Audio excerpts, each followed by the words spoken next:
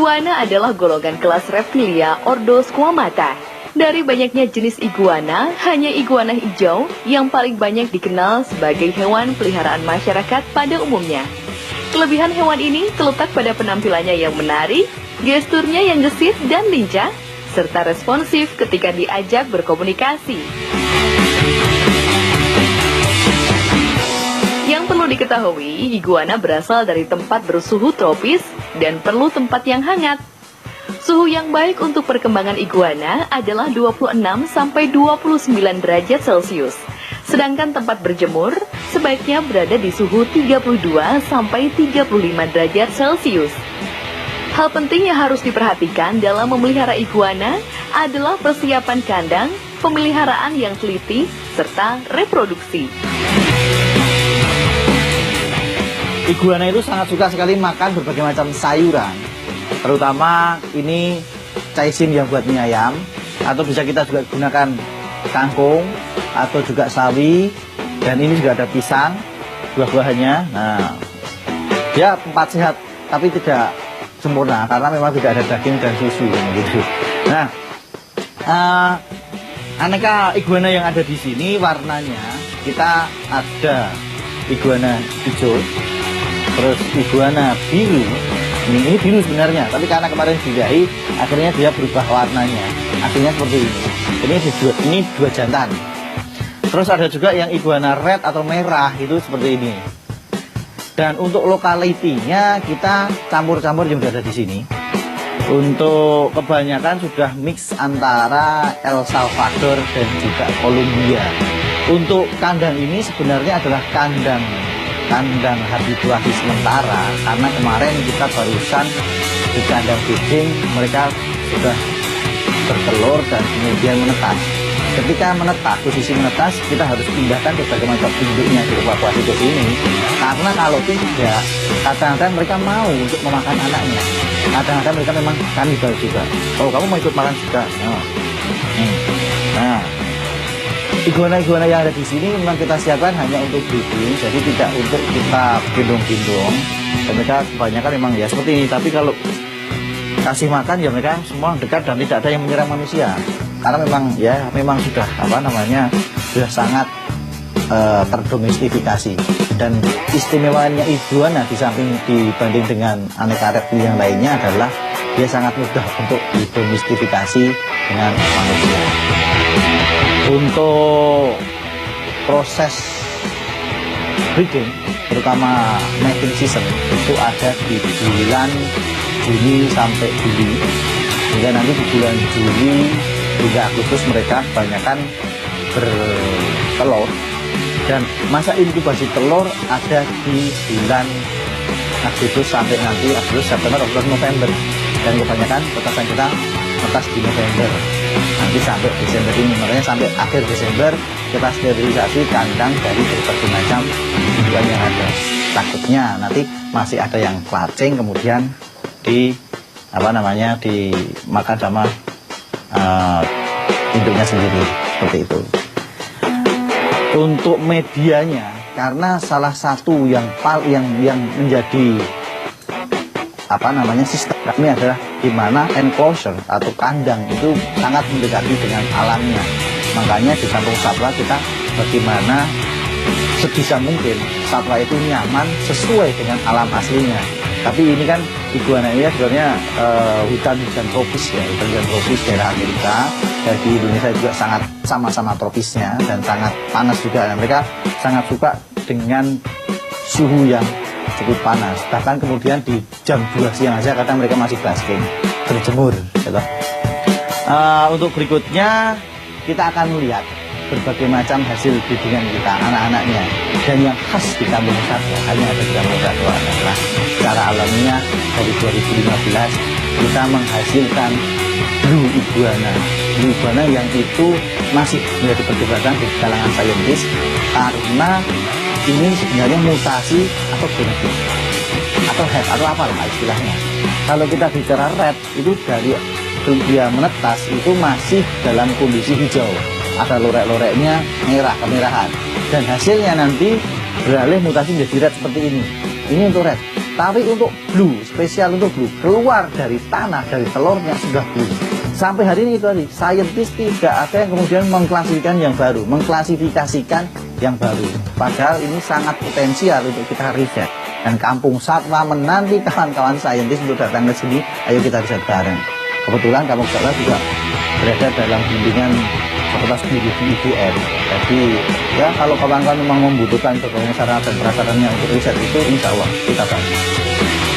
Oke, untuk berikutnya kita akan belajar tentang bagaimana enclosure yang tepat untuk iguana sehingga dia akan berkembang secara alamiah tanpa banyak campur tangan manusia. Bahkan kemudian kita tidak perlu untuk memindah-mindahkan telurnya ke inkubator buatan.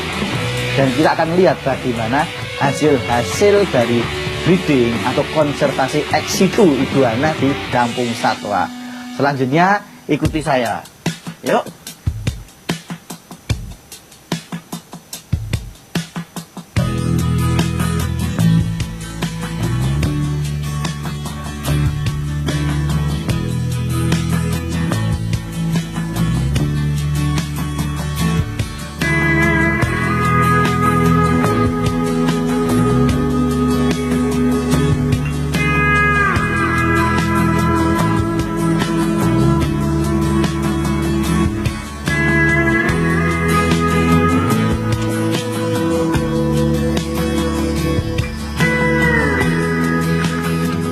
Kali ini kita berada di enclosure breeding. Enclosure ini kita ciptakan memang sebisa mungkin, sealamiah mungkin, senyaman mungkin bagi si iguana. Nah, alas yang kita gunakan adalah kebanyakan pasir. Ya walaupun mungkin di hujan-hujan tropis sana itu nggak terlalu pasir, tapi kita menyesuaikan ini karena kita ambil yang pertama adalah suhu dan kelembabannya yang paling cocok. Kenapa kok paling cocok? Ya karena kemudian dengan alas yang seperti ini kemudian mereka mau kawin hingga breeding dan bisa kemudian meletakkan telurnya. Bahkan dengan alas yang seperti ini, telur itu menetas dengan sendirinya tanpa perlu kita campur tangan sebagai manusia. Seperti itu. Nah, memang ini masih kita tata lagi karena ya nggak mungkin di alam terus mungkin ada ban juga, tapi ini memang kita buat konsumsi mereka untuk kenyamanan, untuk hiding. Dan iguana ini sangat suka sekali dengan suhu yang sangat panas dan terik matahari, sehingga dalam posisi jam 2 siang aja di tengah-tengahnya panasnya matahari mereka masih suka basking seperti ini. Nah, kondisi saat ini iguana yang ada di sini udah kita pindah ke kandang evakuasi semua ya tadi. Karena apa? Karena ini musim tetas. Musim tetas nanti dari telur dari pasir ini kemudian muncul berbagai macam anak-anaknya gitu kan, seperti itu. Nah, ini seperti ini tadi, dan kita akan coba kan, ini masih dalam pembahasan kita dengan Fakultas Biologi UGM, bagaimana kemudian kita lebih lagi mendekati aslinya, bagaimana tumbuhan-tumbuhan yang cocok di sini masih kita kaji. Dan kenapa kemudian kita sealamiah mungkin? Karena ini kita harus sesuai juga dengan prinsip-prinsip animal welfare yang sudah dianut oleh berbagai macam para pecinta satwa saat ini. Di samping adalah prinsip-prinsip konservasi yang perlu juga kita taati. Salah satu contohnya adalah iguana ini hewan yang dari luar Indonesia, yang tidak bisa kemudian kita lepas liarkan di alam yang ada di sini. Kenapa? Karena nanti ini akan jadi salah satu hewan yang invasif dan merusak ekosistem yang ada. Ingat ya, tidak hanya iguana, ini salah satu contoh ekstrimnya ada iguana. Nanti ikan juga seperti itu, burung juga seperti itu. Karena ketika nanti ini sudah keluar dari kandang ini dan berkembang biak di alam, karena memang menariknya Indonesia sebagai surga Nusantara yang kemudian semuanya bisa berkembang biak di sini, maka mereka akan berkembang biak dan akhirnya menginvasi. Kawan-kawan bisa lihat bagaimana ikan sapu-sapu sekarang ada di sungai-sungai yang kemudian menjadi bikin sebelnya kawan-kawan mancing misalkan. Itu satu contoh ekstrimnya aja. Iguana di Kampung Satwa tetap kita keep bagaimana mereka hanya berkembang biak dan kita pelihara di sini sesuai prinsip-prinsip konservasi. Enclosure kandang, saya lebih suka nyebutnya enclosure. Kenapa? Karena kalau kandang itu di sini terlalu luas artinya. di bahasa Inggris ada enclosure, ada cage gitu ya. Kalau cage lebih pada kandang-kandang burung yang lebih memang dia seperti apa namanya, seperti penjara gitu. Tapi kalau di enclosure itu adalah bagaimana kandang di setup sebagaimana alamiahnya dan kenyamanannya yang kita pikirkan. Nah, perawatan kandangnya memang yang kita tadi adalah medianya. Kita bisa bergerak untuk kesana kesini untuk kita lihat ya. Yang pertama adalah kebersihan. Ini kayaknya kumuh. Ada beberapa bekas pakan karena memang ada satu yang masih tinggal di sini karena jantan ini dia bersifat soliter. Dia tidak mau bersaing dengan yang lainnya. Sehingga ketika ketemu dengan jantan yang lain dia akan berkelahi. Nah, di sini kemudian masih kita tinggal satu, masih kita kasih makan, bekas-bekasnya seperti ini, sehingga kita kelihatan sampahnya seperti apa. Sampah ini jangan kemudian terlalu banyak sehingga lembab. Karena ketika iguana nanti lembab, penyakit utama yang pertama datang adalah jamur. Nah, ketika jamur nanti kulitnya sudah berjamur itu akan susah untuk kemudian kita bersihkan, terus kemudian kita rawat lagi, dan itu rawan untuk menular. Di 2016 kita sempat kena jamur itu di anakan-anakannya dan itu menjalar semua, hampir semua kena.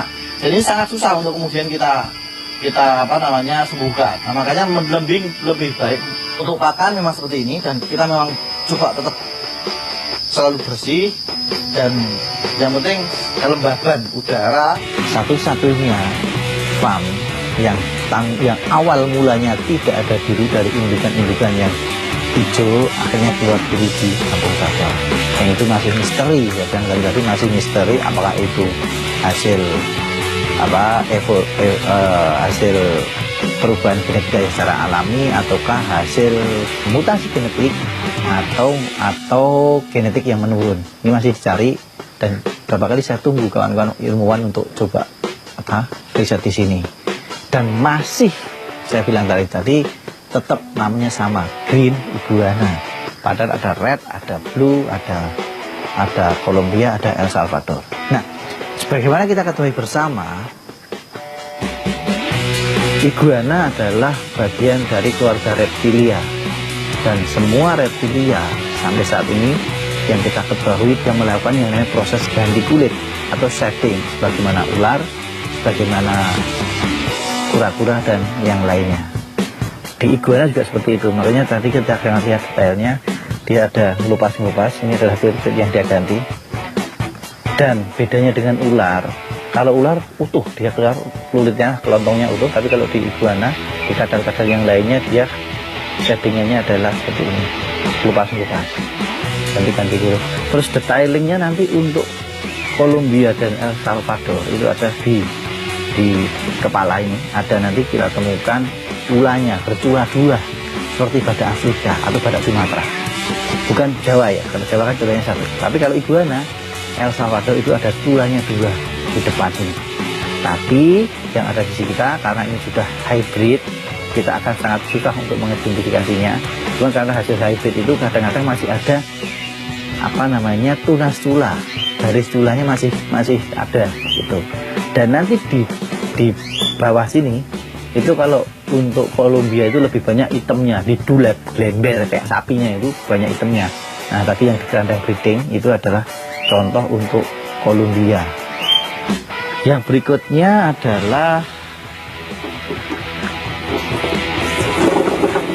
hijau di Kampung Satwa. Itu karena memang kita banyak terpengaruh oleh genetika blue. Itu dapat kita katakan sebagai head blue. Dia masih memiliki head istilahnya gen biru. Nah, kenapa saya berani begitu? Karena di 2015 kita menghasilkan blue sama hijau, dan hijau yang kemudian sudah besar ini kemudian menurunkan genetik hasilnya biru. Dan ini hasil yang birunya. Nah, biru kita seperti ini. Di tahun lalu kita ada biru seperti ini dan tanpa tunas cula sama sekali. Ya mungkin itu karena unsur Kolumbianya sudah sangat berpengaruh. Terus seperti nanti detailingnya seperti ini birunya Kampung Satwa. Ya, cocok lah kalau ada lagunya Love is Blue itu ya, iguana is blue itu. Oke, ini hasil-hasilnya. Bagi yang mau belajar bersama ke Kampung Satwa, silahkan kita bermain dan belajar di sini. Kita tunggu. Dan berikutnya nanti kita kenalan dengan iguana asli Indonesia.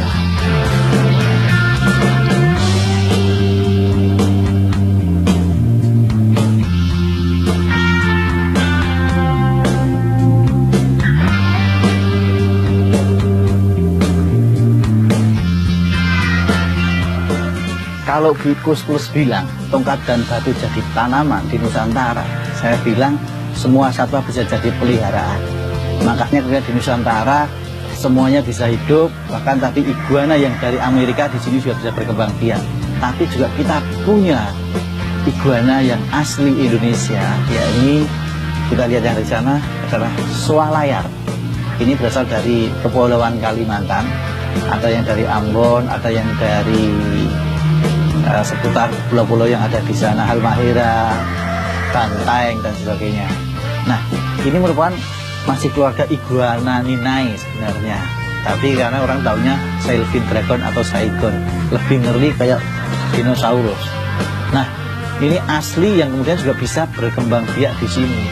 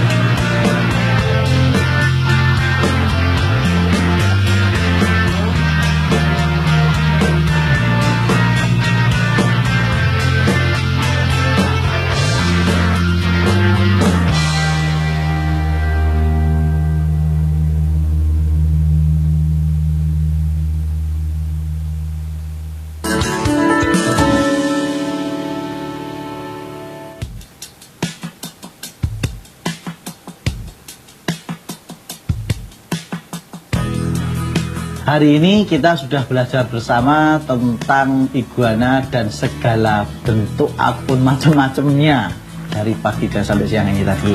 Nah, dari situ sangat kita tekankan dan salah satu tips yang sangat kita garis bawahi untuk kawan-kawan pecinta satwa, ada dua saja untuk memelihara satwa.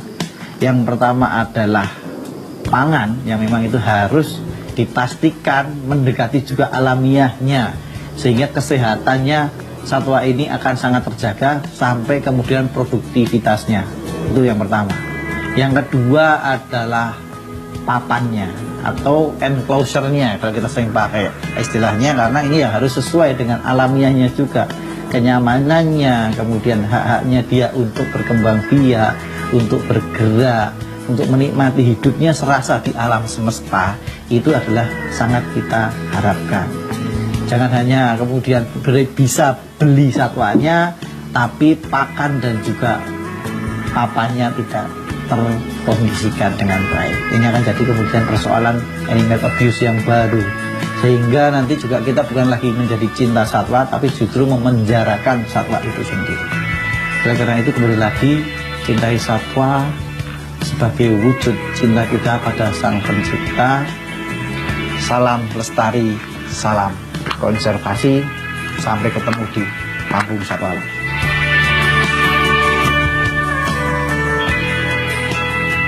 Sebagai hewan yang memiliki kesan seperti hewan purba dan keturunan dinosaurus ini, semakin hari nilai jual iguana semakin tinggi. Nah, bagi Anda yang tertarik beternak iguana, ada beberapa hal yang harus dipahami. Sediakan penangkaran selektif demi memproduksi iguana berkualitas prima. Iguana juga harus diperhatikan perawatannya dengan seksama. Dan dipahami detail penangkapannya seperti perkawinan, penanganan telur, hingga penetasan.